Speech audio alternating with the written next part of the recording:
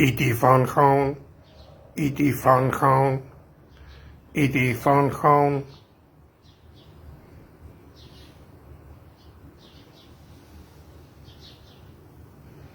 E.T. Phone Home, E.T. Phone Home.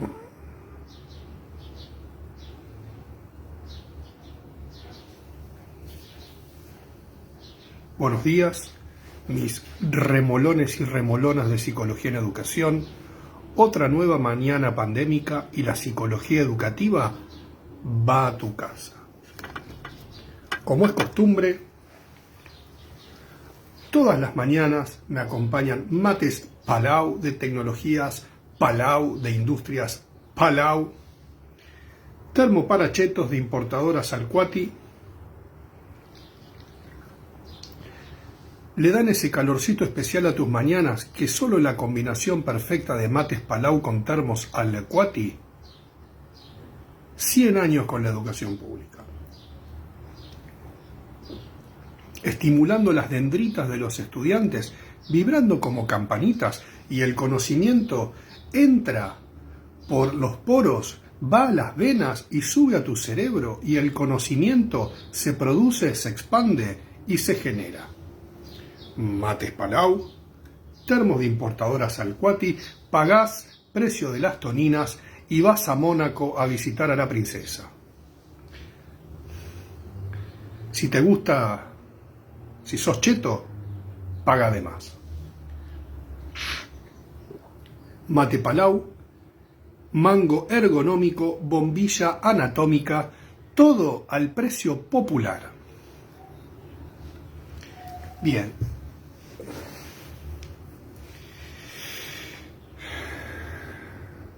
Esperamos que vaya entrando la gente a la clase. Termino de tomar mi mate Palau. Este es el momento de mi mañana donde disfruto. Saludamos a Sigmund. Sigmund, saluda a la gente. Buenos días, buenos días, buenos días. Estudien, no sean vagos. El padre del psicoanálisis siempre estimulando a la producción de saber y de conocimiento.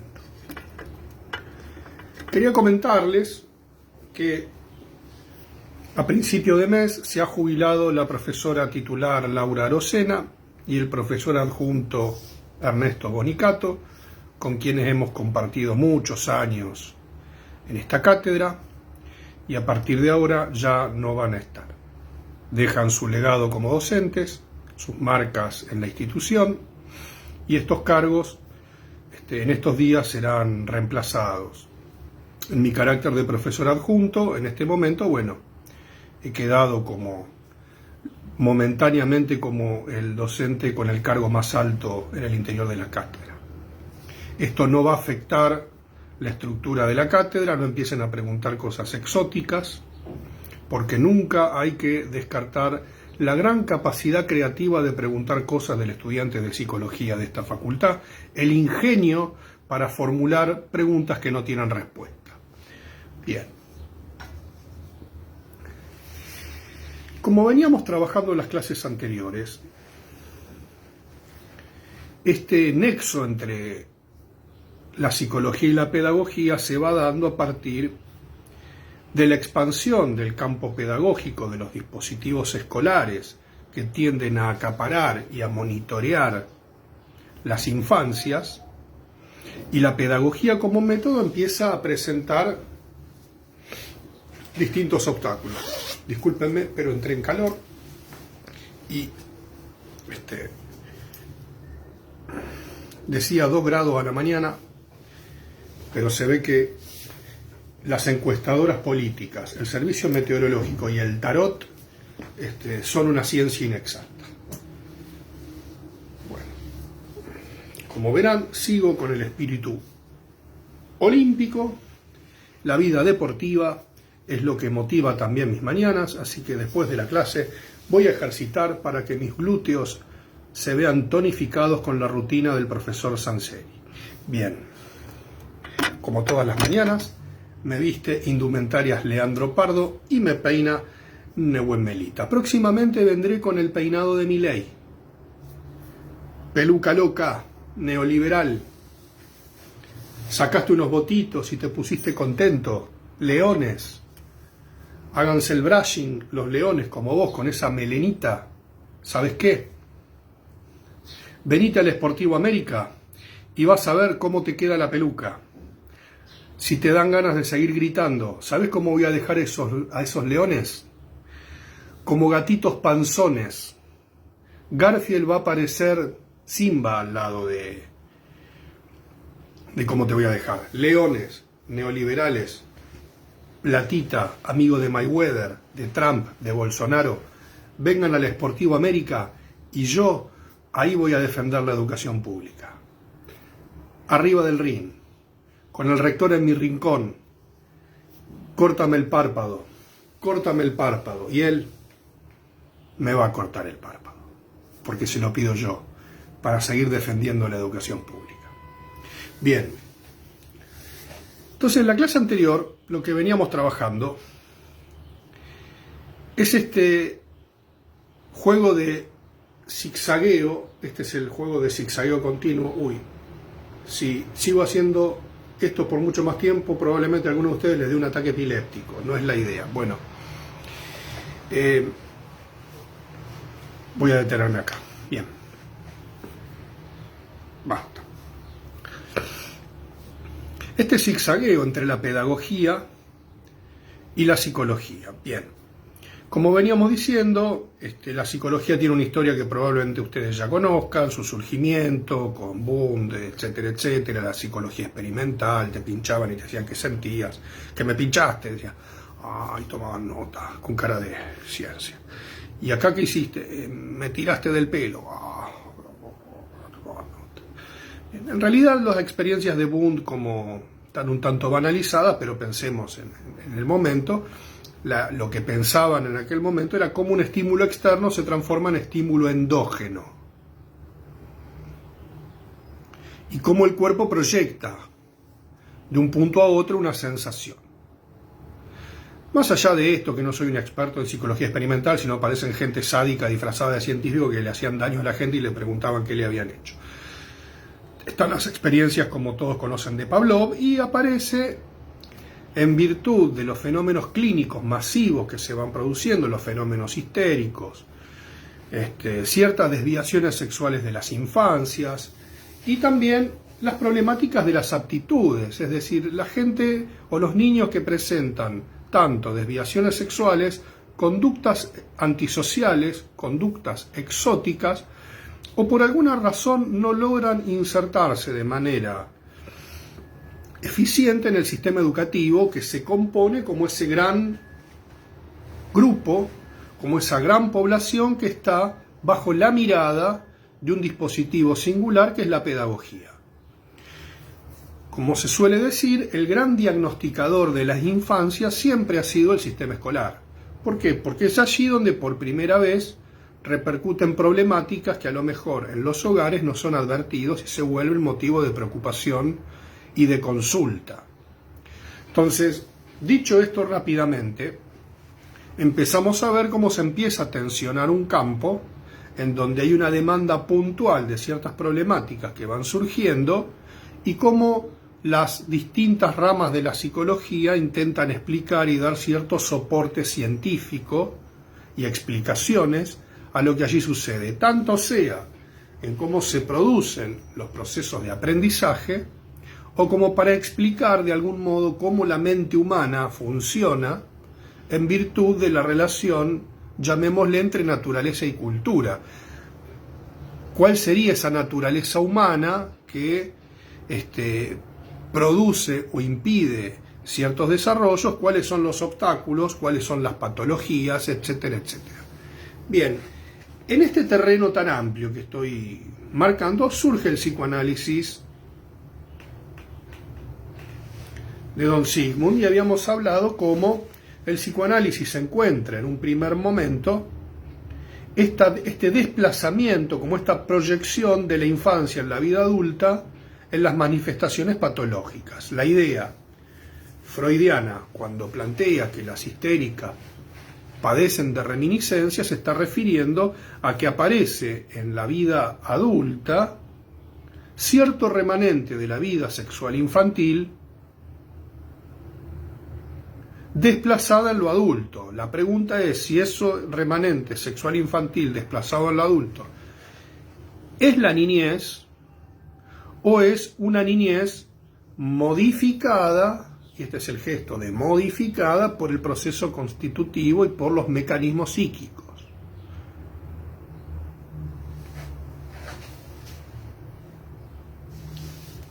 Freud, ¿lo dije bien? Correctamente, efectivamente, es así. La histérica es la reminiscencia. Trauma sexual infantil, con la chiquitita, un trauma. El padre del psicoanálisis, poniendo blanco sobre negro y claridad, y ya a más de 130, 140 años del psicoanálisis, sigue poniendo luz a donde había oscuridad. Genial, sí, genial. Bien. Entonces, las problemáticas de la sexualidad infantil, que Freud advierte genialmente y la descubre como un elemento constitutivo, durante el siglo XVIII y siglo XIX eran experimentadas como tremendas desviaciones. Cuando Freud escribe 3 ensayos de teoría sexual y habla de la sexualidad infantil y las perversiones, equivaldría a lo que en la actualidad podríamos llamar las problemáticas de la inseguridad, porque era algo que estaba permanentemente en el candelero social, escándalos, situaciones aberrantes, crímenes, donde estaban presentes los atentados sexuales, etcétera, etcétera. Todo esto en una sociedad extremadamente represiva en el sentido sexual. Ya creo que había comentado en la clase anterior que si una mujer, por ejemplo, tenía un orgasmo, consultaba al médico, no para tener otro más poderoso, sino porque sentía que algo de su cuerpo no le pertenecía y se desbordaba. Incluso en los sectores acomodados de la sociedad, el goce femenino era algo muy mal visto. La mujer debía tener otro comportamiento. No sé si al plano del no gozar, pero una mujer, a lo mejor con una sexualidad mucho más abierta, era mal vista y era vista como una mujer vulgar, como leíamos en aquel parágrafo tan complejo de 3 ensayos de teoría sexual. Este primer parágrafo donde veíamos esta idea, donde decía Freud que el niño se comporta como la mujer ordinaria cuando es desviado de su sexualidad por la seducción de un adulto. Ahí estábamos precisamente en un escenario de abuso sexual infantil. Hay una implantación, una intromisión, para decirlo más bleichmarianamente hablando, de una sexualidad en términos adultos, en términos del goce adulto, de un objeto sexual niño que modifica, altera el rumbo de la constitución psicosexual del infante. Es decir, implanta una sexualidad y unas cantidades que este infante no puede manejar. La otra cita que habíamos comentado es cuando ya los cuidados maternos implantan, y acá el término está mejor expuesto, el primero es intromisión de la sexualidad, porque hay una sexualidad gozosa del adulto, y hablamos de una implantación, porque ya el simple cuidado del infante, del bebé, lo sexualiza, pero digamos en pequeñas cuotas, en cantidades tolerables. Entonces lo que vamos viendo es que en el mismo Freud, a lo mejor no desarrollado por él mismo, con esta exactitud, esto lo hará años posteriores Laplanche, marca como 2 puertas de entrada de la sexualidad. Una, vamos a ponerla en este plano, la sana, es cuando los adultos que hacen la asistencia ajena mínima y necesaria para la mantención de la vida de un niño, atravesados por sus propios aparatos represivos, filtran las cantidades. En el otro caso, en el del abuso, o en el de la sobreseducción, vamos a ponerlo en ese plano, hay cantidades inmanejables.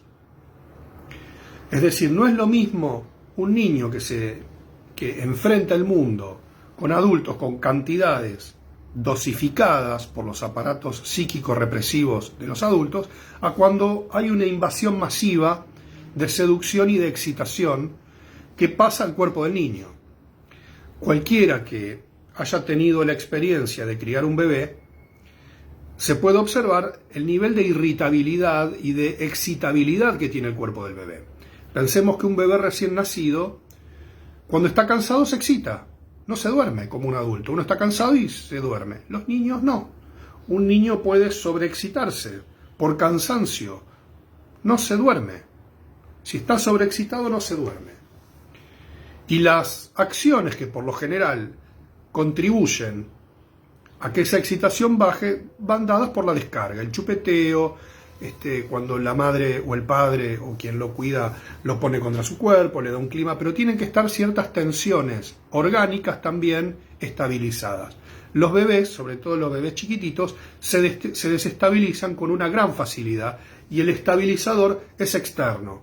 Es como si, así como la placenta los alimenta durante la vida intrauterina, en la vida extrauterina, y este es el gesto de extrauterina, es el psiquismo materno, el psiquismo de la función materna, el que va estabilizando permanentemente al infante. Por lo tanto, lo que vemos que es bastante complejo. Usted, Freud, ¿qué piensa al respecto? Es un despelote, es un despelote, por eso la gente está toda chapa. Bueno, Freud, precisamente con la precisión que nos tiene acostumbrados, lo que marca es cómo la salud y la locura dependen, en definitiva, de una misma instancia. Es decir, los momentos tempranos de la vida psíquica son sumamente relevantes a la hora de cualquier evaluación de un cuadro, por ejemplo, grave. Como los momentos constitutivos son fundamentales y ciertos prerequisitos deban darse. Ahora, el psicoanálisis con niños, como veníamos viendo en la conferencia de Sylvia Bleichmann, tiene una historia muy compleja y de discusiones muy finas y otras a lo mejor ya un poco más gruesas. Pero, como habíamos conversado en la reunión anterior, las primeras experiencias del psicoanálisis con niños, la primera, como habíamos trabajado, es la de Freud con Hans, que no podemos considerarla un análisis infantil, porque no hay quien ejerce el tratamiento, es el padre, supervisado por Freud. Podríamos pensar que no hay más que algunos sueños y algunas situaciones. Es más que nada una observación de un niño desde una mirada psicoanalítica con algunas intervenciones. Pero no podríamos pensar que es estrictamente un análisis infantil porque, es decir, no se desarrolla neurosis de transferencia, no podemos ver un jugar infantil en los términos que plantea Klein, etcétera, etcétera. Bueno, la cuestión es que... Voy a acomodar un poquito la cámara acá. La primera experiencia, como había dicho en la reunión anterior, viene de esta gran dama que me da solamente escalofríos decir su nombre, que es Hugh Helmut, una austríaca de 1,85 m y 140 kilos, que le hacía la doble Nelson a los niños mientras les interpretaba sus pulsiones. Porque también pensemos que en la época y en los primeros años del siglo XX, no se leía el psicoanálisis como lo podemos leer ahora, y en algunos casos había lecturas sumamente normativas de la sexualidad. Les leía el parágrafo en la clase anterior del texto de Paul Schroeder, donde Schroeder hablaba básicamente de una suerte de conquista por vía de la coacción de las tendencias pulsionales de los niños. O sea, estamos hablando de una crianza un tanto estricta. Yo les había hablado de la película, incluso La cinta blanca, donde se ve fuertemente la coacción del mundo cultural sobre las sexualidades. Formalmente, como les había planteado, el psicoanálisis con niños surge de la polémica Melanie Klein, Anna Freud, Melanie Klein, que van a estar peleando en el Sportivo América. Ya le conseguimos fechas, pelea de fondo, Anna Freud, Melanie Klein. ¿Usted, Sigmund, va a estar en el rincón de Ana? Esto, efectivamente, bañando a la nena. Freud avalaba los desarrollos de Anna Freud principalmente vinculados al desarrollo del yo. Y acá tenemos el gran problema, decía un psicoanalista cordobés. Hay un problema, decía. O sea, ¿en qué debe centrarse? ¿Cuáles deben ser los conceptos fundamentales del psicoanálisis con niños? Y Anna Freud, sobre todo vinculada a la obra de su padre y al último tramo de la obra de su padre, centra fuertemente la teoría en el desarrollo del yo. Porque en definitiva, el que aprende, o la instancia psíquica que refleja el aprendizaje, es el yo. Un yo, obviamente, pensado desde la complejidad del psicoanálisis, con un aparato psíquico, sobre todo desde la segunda tópica, dividido en ello, yo y superyo. Bien, Anna Freud tiene una teoría, llamémosle, mucho más vinculada al desarrollo, y a un desarrollo como en etapas, narcisismo primario, narcisismo secundario, como si fuera una cuestión de algún modo evolutiva. Por otra parte, Melanie Klein arranca desde otro lugar, y arranca con esta idea de un inconsciente a cielo abierto. Ambas las dos, como decía un viejo dirigente sindical, ambas las dos están atravesadas por mismos imaginarios de épocas. Zeitgeist, climas de época. Cómo me gusta la palabra Zeitgeist. Y te la digo en alemán a vos, Beckenbauer. Te la digo en alemán a vos, Rummenigge. A vos, Kloss. Y sobre todo a vos, Bolsonaro, que gritaste el gol. Gritaste el gol de Alemania contra Argentina en Brasil. Decime qué se siente tener en casa a tu papá. Te sacamos la Copa América en tu cara y en tu cancha, y después mandaste a suspender el partido con la gente de sanidad. Vení al Sportivo América, Bolsonaro, que gritaste el gol, y yo voy a defender la educación pública arriba del ring. Ya vas a ver. Aprovecho este momento picante de la clase para vos, Bolsito, Milei peluquita loca, y vas a ver. Y vamos a hacer el primer like motivador de la mañana a la cuenta de 3, mientras yo saboreo un delicioso mate palau en termos de importadoras Alcuati. A la cuenta de 1, a la cuenta de 2 y a la cuenta de 3, like motivador, pum para arriba, vamos a Argentina.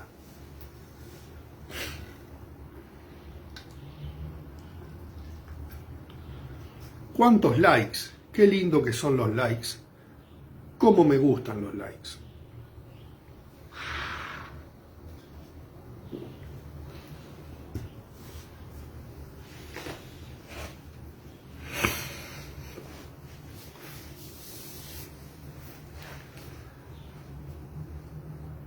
Entonces surge una pregunta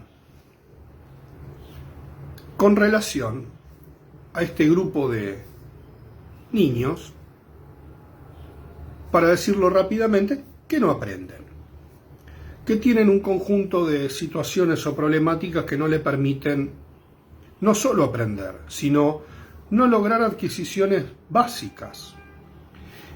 Esta situación que estoy planteando establece también un contorno de lo que hoy en día o posteriormente se empezó a hablar de las anormalidades. Y estas anormalidades también se vinculan con lo que se conoce el universo de las discapacidades, de las debilidades mentales, de la insuficiencia de desarrollo de funciones psicológicas superiores para un desempeño normal en la vida. Este debate crucial en la división entre lo normal y lo patológico, y sobre todo en lo que serían diagnósticos diferenciales o situaciones muy graves, no es ajena al psicoanálisis. Esta idea de este paciente psicoanalista que va al analista y reflexiona en el diván y es estudioso del arte, de la poesía, es muy franchute esto es muy franchute, o sea, una cosa muy francesa y aporteñada, si se quiere, del que va al analista. La gente que iba al analista en los tiempos era gente que estaba dañada, gente que estaba muy averiada y gente que tenía problemas serios. O sea, los casos que trabaja Freud, algunos están bastante suavizados, pero por lo general no son casos fáciles. El hombre de los lobos era un muchacho complicado, está bien que no lo atendió a Schreber, pero era un caso bastante complicado. El hombre de las ratas era una neurosis obsesiva muy grave. Un muchacho que estaba, hoy en día le dirían que tendría un TOC, porque iba, ponía, sacaba la piedra, sacaba la piedra, iba a poner, pensaba que no se entiende nada. Hay cosas del hombre de los lobos que son incomprensibles. El hombre de las ratas lo que hacía era incomprensible. A lo mejor, qué sé yo, Dora a lo mejor era un adolescente con algunos conflictos no menores. Los casos que presenta Melanie Klein son casos gravísimos. Entonces, encontramos en la polémica Anna Freud, Melanie Klein y Melanie Klein, Anna Freud, el primer debate fundamental del psicoanálisis con niños y que también divide aguas, no solamente en el plano político de la escuela inglesa, que decir escuela inglesa durante la guerra y en la posguerra era prácticamente el centro del psicoanálisis mundial. La mayoría de los psicoanalistas europeos migra a Inglaterra, Estados Unidos, algunos vienen para Sudamérica, pero principalmente se convierte en el gran centro durante un lapso de tiempo, hasta probablemente el surgimiento de Lacan, como el centro del psicoanálisis mundial y sobre todo de la internacional del psicoanálisis, la institución fundada por Freud. La fundó usted encima. Sí, después se fue todo el carajo. ¿Cómo sucede? O sea, Freud lo que está tratando de explicarnos es que después los conflictos internos de la institución fueron generando ramificaciones y derivas, donde hoy en día el psicoanálisis está en una situación bastante distinta a la segunda mitad del siglo XX, por lo menos hasta los años 80. Entonces, las polémicas entre Anna Freud y Melanie Klein tienen que ver con el método, con el estatuto del inconsciente y de algún modo, dicho en criollo, con las estrategias clínicas en el momento de trabajo. Es decir, el trabajo de Anna Freud por momentos recae en cuestiones preventivas. Incluso una pregunta que atraviesa la obra de Anna Freud, si se puede prevenir o no la neurosis. Decía Anna Freud tiene un cuidado muy especial del ambiente y es la que también introduce patrones de investigación de lo que es el desarrollo temprano. Las obras de Spitz, por ejemplo, de Bowlby, de Winnicott, están marcadas por este impulso que da Anna Freud a la investigación del vínculo temprano. Lo que después se conocerá como el Middle Group, que va a plantear fuertemente un tiempo anterior al proceso primario, vinculado especialmente al desarrollo temprano y a la vincularidad madre-niño. Esto está presente en ambas, las dos, como decía el viejo dirigente sindical, ambas las dos, pero de un modo bastante abigarrado. La cuestión es que, como habíamos conversado en la clase anterior, una de las polémicas más fuertes que se da, y se mantuvo durante bastante tiempo, es si el método psicoanalítico podía ser aplicado en niños y en niños pequeños o en niños con afecciones graves. Por ejemplo, que no hablen, o que hablen poco, que tengan un lenguaje verbal muy limitado, una comprensión muy limitada, por lo tanto, entrar a un consultorio de un psicoanalista implicaba cierta ubicación temporoespacial elemental. Para Anna esto era más complicado, para Melanie Klein no. Convengamos que probablemente hayan trabajado con pacientes diferentes, con situaciones diferentes, y hayan tenido osadías diferentes. O sea, Klein de alguna manera no le hacía asco a nada. O sea, ella todo lo que le tiraban en el diván le interpretaba, así como venía, porque ella tenía la convicción de que el inconsciente estaba ahí. Estaba ahí. Esta idea de un aparato psíquico innato habilitaba a que se le puede interpretar a todo lo que se le presuponía que tenía inconsciente. Como decía un tío mío en la colimba, lo que se mueve se saluda, lo que está quieto se pinta y lo que habla se le interpreta, decía más o menos Melanie Klein. Era una especie de colimba psicoanalítica, lo que se mueve se saluda, lo que está quieto se pinta y lo que de alguna manera habla se le interpreta. Y si no habla también se le interpreta, porque tiene inconsciente. Ese chiste me pareció muy bueno. Si lo van a decir, cítenme que soy la fuente original. Entonces, ¿qué es lo que decía la tía Melanie? Porque tenía su carácter. La tía Melanie, mientras hacía los niches, decía la tía Melanie,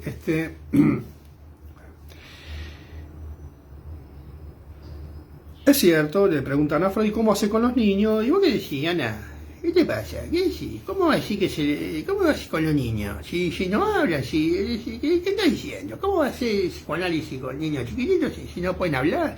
¿No saben qué les pasa? ¿Te lo traen los papás?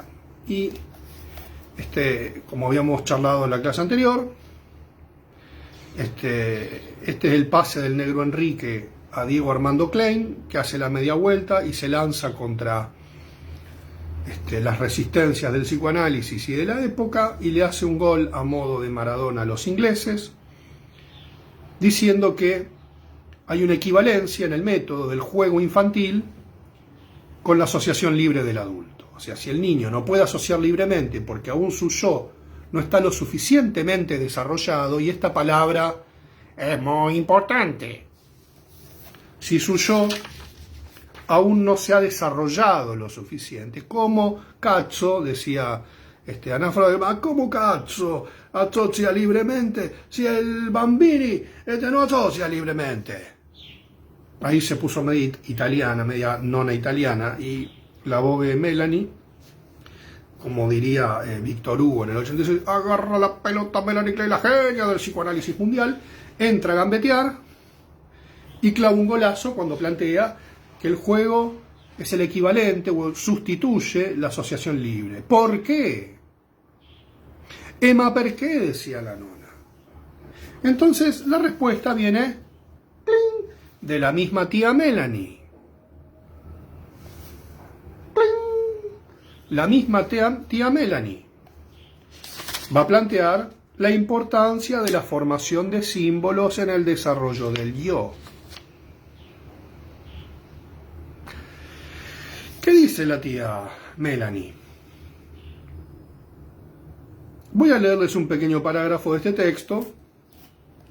Para estudiar Klein no hace falta leerse la obra completa porque uno queda un tanto alterado en sus facultades mentales y lee la obra de Melanie Klein en un fin de semana. Yo solamente recomiendo la lectura de algunos textos para tener alguna noción. Uno de ellos, hay dos que recomiendo principalmente. El primero sería la personificación en el juego, y otro que me resulta fundamental es la importancia de la formación de símbolos en el desarrollo del yo de 1930. Freud estaba vivo cuando Klein escribe esto. Entonces estamos en el terreno de niños sumamente perturbados, con un lenguaje verbal bastante limitado, con conductas antisociales y efervescencia de sus pulsiones parciales anárquicas, y Klein trabajaba con este tipo de niños, por lo menos son de los que escribe. A diferencia de Ana Freud, no hacía ninguna intervención sobre el ambiente, sobre los padres, sobre la crianza, porque Ana Freud tenía la idea de que el psicoanálisis vendría a mejorar a la humanidad, si sobre todo eliminaba fuertes caudales de represiones innecesarias, lo cual no está mal, pero es otra cosa. Es otra cosa. Y Klein va a plantear un recentramiento en la realidad psíquica.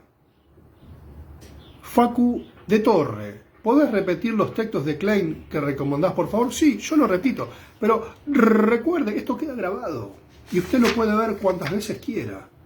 La importancia de la formación de símbolos en el desarrollo del yo de 1930 y la personificación en el juego.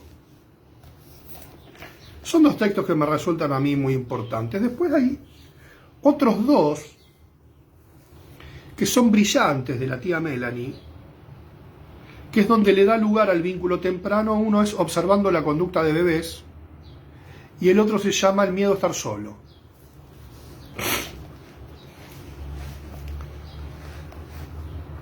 El miedo a estar solo es brillante, Texto de una lucidez clínica descomunal, pero es mucho más complicado y hay que tener algunos conocimientos de la autora. Pero yo se lo digo, para que usted lo sepa. Dice la tía Melanie, estamos hablando de cómo, al ver un caso, supongamos que está en esa línea delgada entre una patología orgánica, una debilidad mental, una imposibilidad del yo de desarrollarse, Klein se aferra a la herramienta noble del psicoanálisis, como diría el loco Bielsa, y mediante el trabajo con los rudimentos que le plantea su instrumento psicoanalítico, hace una genialidad. Barrilete cósmico, ¿de qué planeta viniste? Genia, genia, genia. Aunque se le puedan cuestionar muchas de las cuestiones que está planteando acá, el nivel de genialidad de Klein en esto es extraordinaria. Iba a plantear la tía Melanie mientras hacía los niches. Entonces el símbolo no solo constituye el fundamento de toda fantasía y sublimación, sino que sobre él se construye también la relación del sujeto con el mundo exterior y con la realidad en general. Así arranca la tía Melanie. 1930.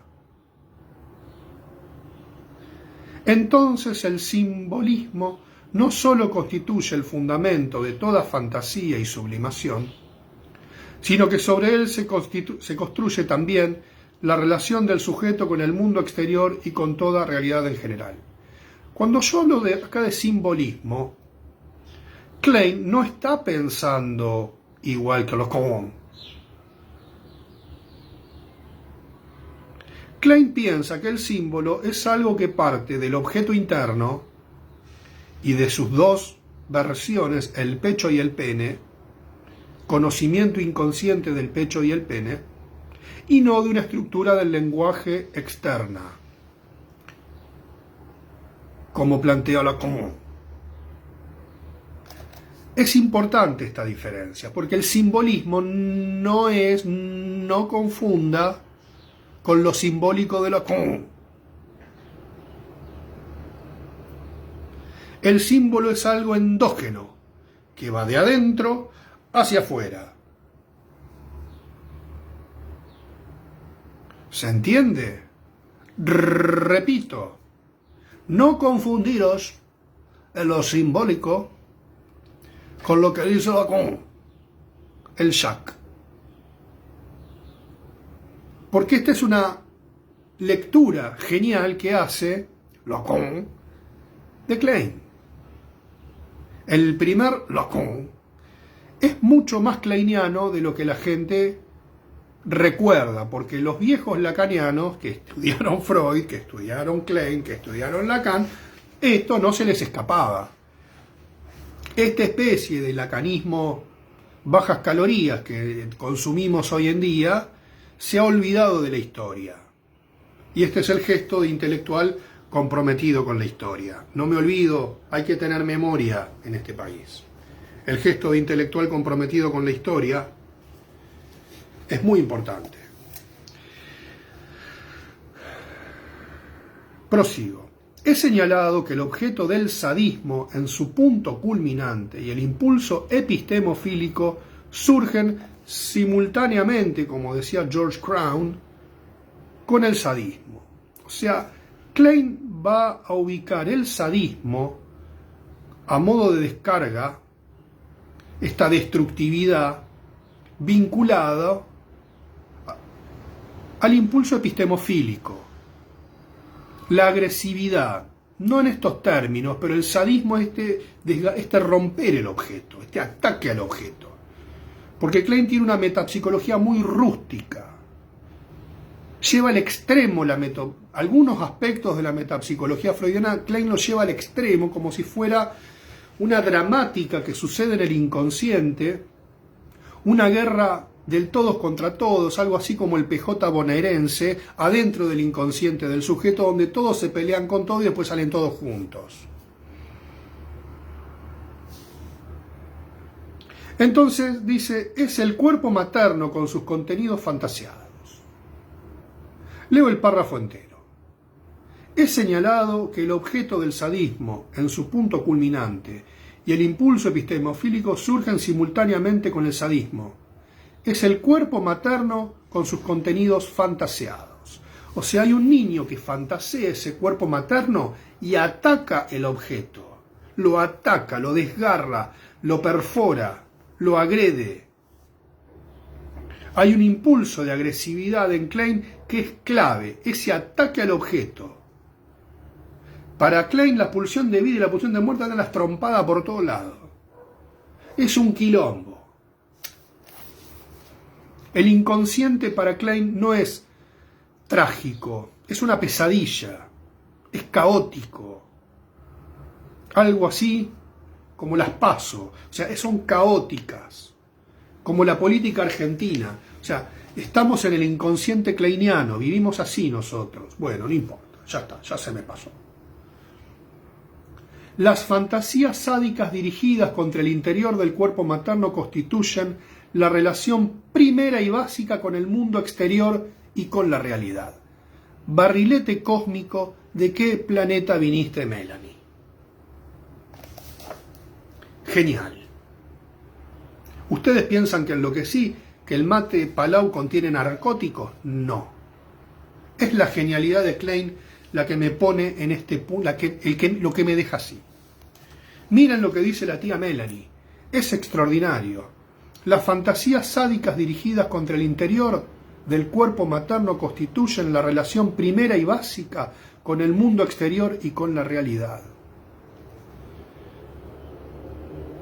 Del grado de éxito con el que el sujeto atraviese esa fase, dependerá la medida en que pueda adquirir luego un mundo externo que corresponda a la realidad. Vemos entonces que la primera realidad del niño es totalmente fantástica. Está rodeado de objetos que le causan angustia. Y en este sentido, excrementos, órganos, objetos, cosas animadas e inanimadas son en principio equivalentes entre sí. A medida que el yo va evolucionando, se establece gradualmente a partir de esa realidad irreal una verdadera relación con la realidad. Por consiguiente, el desarrollo del yo y la relación con la realidad dependerán del grado de capacidad del yo en una etapa muy temprana para tolerar la presión de las primeras situaciones de angustia. Y como siempre, también aquí es cuestión de cierto equilibrio óptimo entre los factores en juego. Una cantidad suficiente de angustia es una base necesaria para la abundante formación de símbolos y fantasías. Para que la angustia pueda ser satisfactoriamente elaborada, para que esta fase fundamental tenga un desenlace favorable y para que el yo pueda desarrollar con éxito, es esencial que el yo tenga adecuada capacidad para tolerar la angustia. Ahora bien, lo que dirá la tía Melanie es que esta capacidad para tolerar la angustia activa un mecanismo por el cual esta angustia es proyectada hacia afuera, y yo suelo decir así, como una especie de lengua de lagarto, toma por contigüidad y semejanza a este objeto interno y trae del mundo externo un símbolo. El proceso por el cual el yo para Melanie Klein evoluciona no es natural. Esta realidad irreal es la realidad de los objetos internos. Estamos en el pensamiento kleiniano. Esto es cuestionable. Lo que no priva de la genialidad de haber sido la primera en advertir que cualquier obturación en el proceso de simbolización, no desde el punto de vista biológico, sino por esta hipertrofia de agresividad y de angustia, si no logra simbolizar, el proceso de evolución del yo se obtura. Y que el proceso de simbolización Es decir, la activación de este mecanismo, llamará ella, de identificación proyectiva, enriquece al yo de símbolos. Y este enriquecimiento del yo de símbolos es el que le permite el desarrollo. Por lo tanto, Klein es la primer psicoanalista, que en esto me olvido siempre de decirlo, fíjense, el temprano feminismo que aparece en el movimiento psicoanalítico, donde las primeras dos grandes post-freudianas son dos mujeres. Y como dos mujeres comienzan a gravitar en el mundo psicoanalítico a partir de la década del 30, poniendo transformaciones determinantes en la teoría. Dicho esto, vuelvo sobre el eje conceptual. Cómo la formación del simbolismo mediante mecanismos de proyección,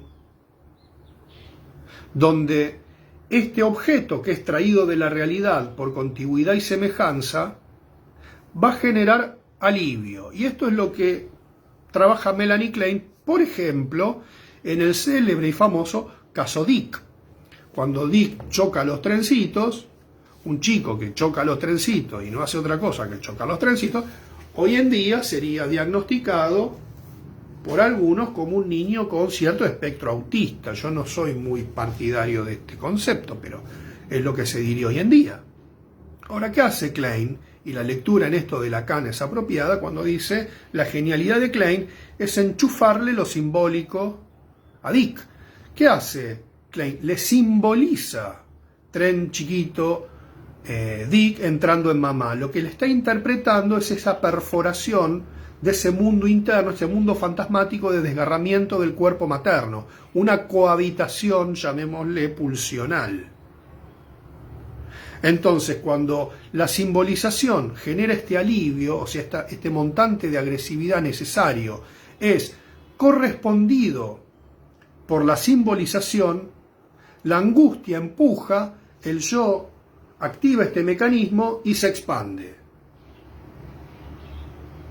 O sea, cómo la angustia y la agresividad motorizan un conjunto de mecanismos que, en tanto deriven en un proceso de simbolización, activan las funciones epistemofílicas de conocimiento.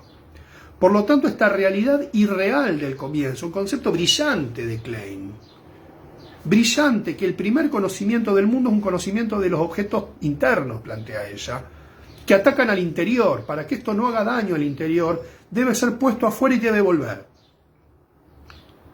¿Y cómo vuelve? Modificado, simbolizado, como una suerte de drenaje del sadismo, como una ruedita, para que el objeto interno no haga corrosión al interior del aparato psíquico. Debe salir y volver. ¿Y cómo vuelve? Simbolizando. Y en esta simbolización se va dando, esto no lo dice Klein así, pero lo interpreto yo, como un mecanismo de aproximación paulatina entre el mundo interno y la realidad. Y que el juego es precisamente lo que refleja esto. Estos niños que juegan con superhéroes están expresando fantasías persecutorias.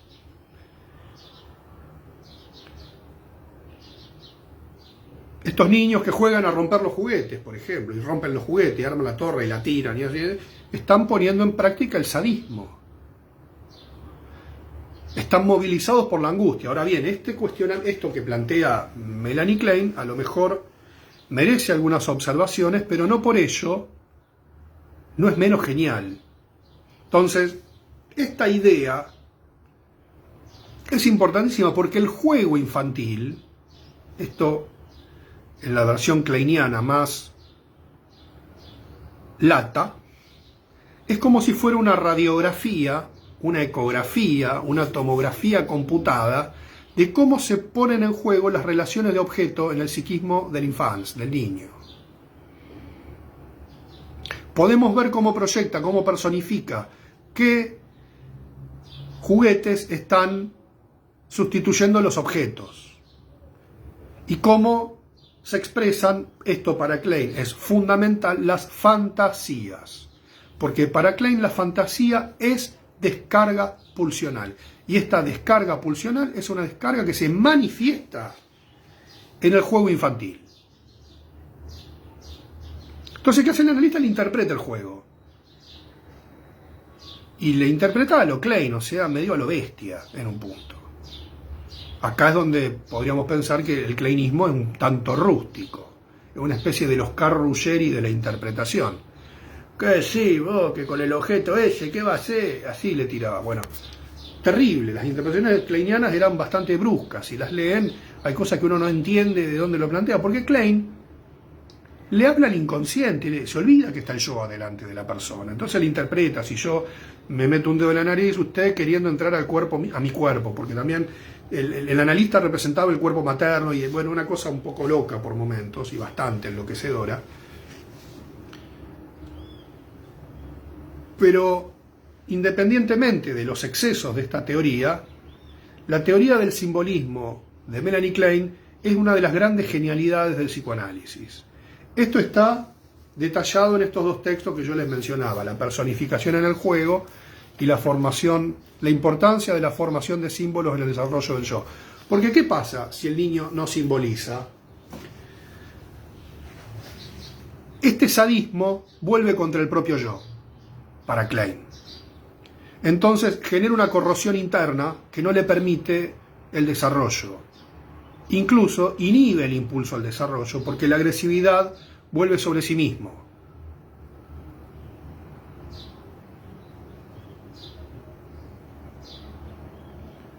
Yo saboreo un mate palau mientras hacemos otro like motivador.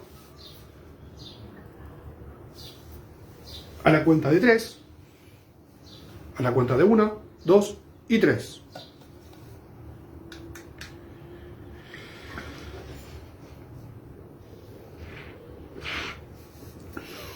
Por lo tanto, un niño que experimenta un problema de aprendizaje,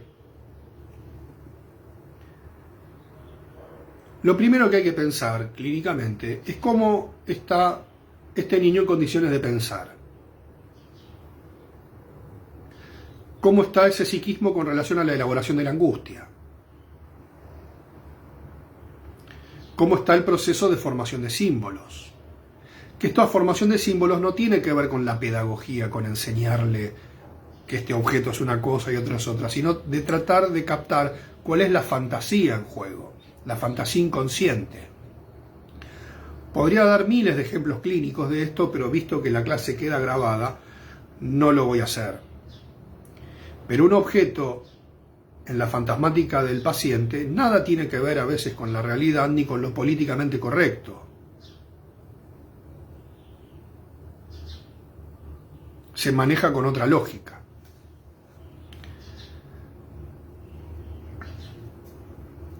Bueno, en las clases siguientes vamos a ir revisando algunos de estos postulados teóricos. Parte de lo que digo está expuesto en mi texto que está en el libro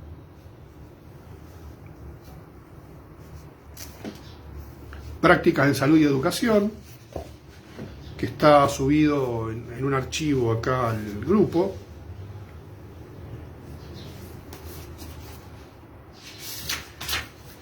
Ahí va, Pensamiento e inteligencia en el marco de las teorías de la subjetividad, un aporte preliminar para un debate interteórico.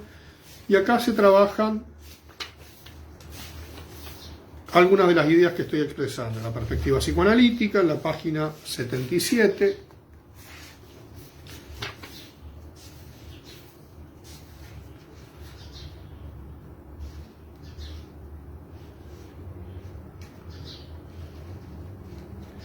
Donde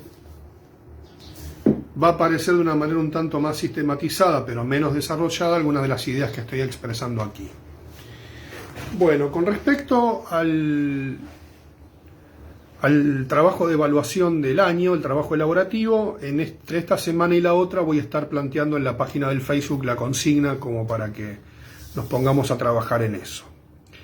Tuvimos una plenaria docente hace pocos días y donde también todavía queda por definir qué tipo de retorno a la presencialidad habría. En principio este año no habría retorno en clases y recién esto se estaría estudiando para el año siguiente. Así que bueno, vamos a continuar con esta modalidad hasta nuevo aviso. No sé si se habilitará algún espacio de consultas o de menos circulación de gente por la facultad, como para que podamos tener algún contacto más personal. Momentáneamente nos vamos a seguir manejando de esta manera. Así que en breve estaré planteándole la consigna. Pueden consultarme por el privado del Facebook o mail u otro medio de comunicación para poder ir cerrando el año. O sea, ya estamos mediados de septiembre, queda octubre, noviembre, hay que ver cómo se prorrogan los plazos como para las promociones y esas cosas, eso ya no depende de mí. Así que bueno, nos estamos viendo la semana que viene. Y como decía el poeta y pensador de Bolívar, y nos vamos en medio de una lluvia de likes, con fuegos artificiales como me gusta a mí, moviendo las cabezas. Como decía el poeta, nuevamente reitero, de Bolívar, chau, chau, chau, chau y chau.